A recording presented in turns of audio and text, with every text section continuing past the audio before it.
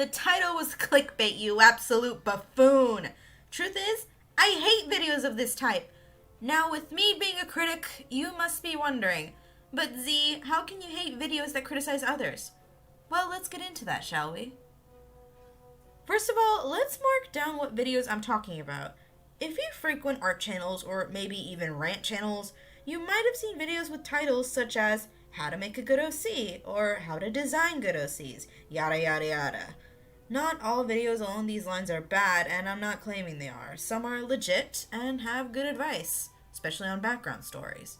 What I'm talking about are videos that are less about advice and suggestions and more about telling people that their characters' creations are wrong. Not only that, but shaming artists for using certain tropes. Biggest ones I notice are things like saturated colors, rainbows, 2 different eye colors, and the biggest one, how edgy it is. What does edgy mean exactly? Who knows? It seems to differ from person to person. Anyways, your next question must be, but Xena, what's wrong with telling other artists that they can't do these things? Well, friend, what I believe is wrong here is that some people actually think that there is a right and wrong way to design an OC, which I gotta say, is a load of barnacles! Okay, let's look at this from a different perspective. Let's say all this gatekeeping is actually someone trying to help people. Well, let me tell you something. You aren't helping. I see this much like criticism. Criticism can help others, even if it's blunt.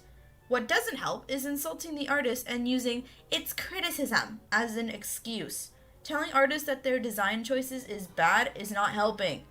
What exactly do you take from someone calling your OC edgy? Not much. I'm sure something will be brought up like, but Xena, if I don't say anything, this person's OC will continue to be bad. Nuh-uh. No. I don't agree with that.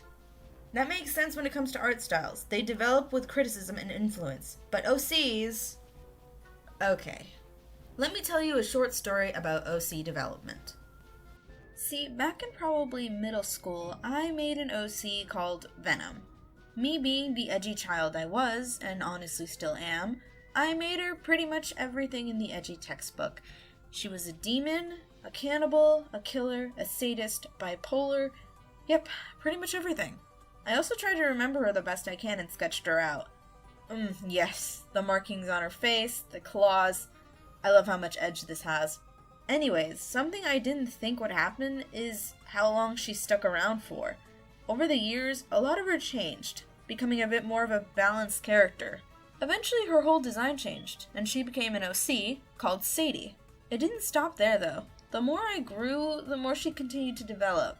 An OC grows with you, and I think that's a very personal thing. It's not something I think people should put their opinions into. You know, if all you're doing is just shaming people for certain design choices. It's amazing to believe that there are actually people who would look at my old characters, or maybe even some of my current ones, and just say it's bad because I like edgy stuff, or because I use bright colors. Something to keep in mind here is that the whole time I was growing up and I had this character, I was never actually given criticism when it comes to how to make her improve. I've only ever gotten criticism on how to improve my art style, which I'm very thankful for. But see, that's the thing. You don't necessarily need criticism when it comes to character design and character development. Perhaps you could use help when writing their stories, but other than that, I really think that this is a personal thing, special to each artist. Okay, so here are my final words here. Not all of these videos are bad, as I've already stated. Mainly, it's just the ones with smug attitude. You know what I'm talking about. Those smug-looking little avatars in their corners just speaking with their arms crossed. Not calling myself out. Next, we've talked on this channel about what is and what isn't criticism, and telling others what to do or shaming them for certain aesthetics is not criticism.